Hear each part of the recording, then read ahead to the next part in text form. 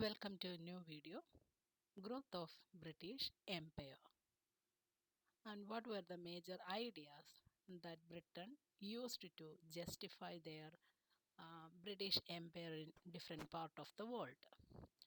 So the British Empire, one of the largest in history, it did not grow only through military power. It was also supported by strong beliefs and ideologies. The British believed that they had a duty to spread civilization, education, and progress to other parts of the world. To understand this better, let us first look the different phases in the growth of British Empire. The first phase of British Empire is known as mercantilism. And during this period, the main aim was economic gain. Britain followed mercantilism, which meant exporting more goods and importing less. And colonies were used to supply raw materials and also buy British products. So, the empire was mainly focused on trade and profit in this phase. However, this phase changed after Britain lost its 13 American colonies.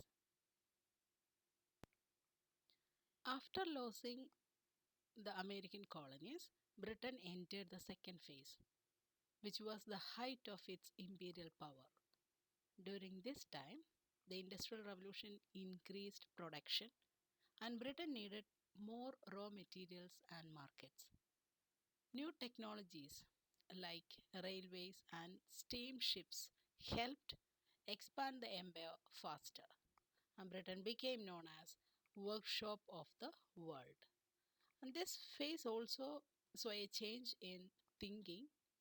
Empire was no longer justified only by economics but also by moral and cultural ideas. In the third phase, after World War I, the empire began to decline. Nationalist movements in colonies started demanding independence.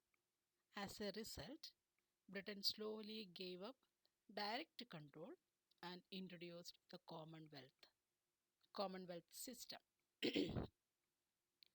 And countries became independent in the Commonwealth system. The countries became independent but remained connected to Britain. So we see that the empire grew, reached its peak, and then slowly declined. Now let us understand the ideas that justified this expansion. One major justification for empire was the idea of the civilizing mission. The British believed that they were helping uncivilized societies by giving them education, law, and religion.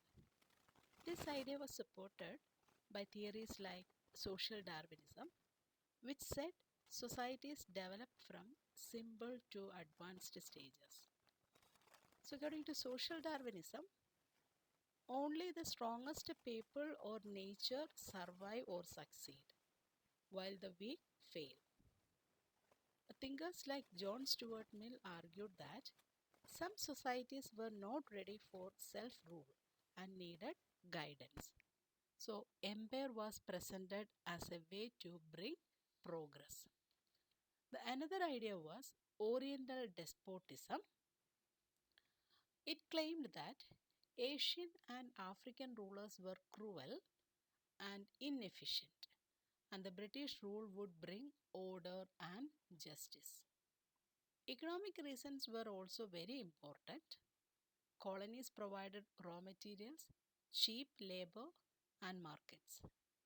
The English East India Company is a good example for this. And missionaries also supported empire by spreading Christianity and Western culture. So both moral and economic reasons were used to justify imperialism.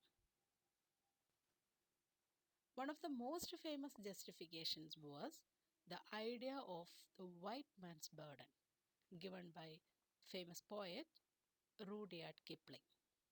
He argued that It was the duty of Europeans to civilize and guide other people whom he described as incapable of self rule. This idea presented imperialism as a moral duty, not exploitation. However, critics like George Orwell later point out that this idea was based on racism and a sense of superiority.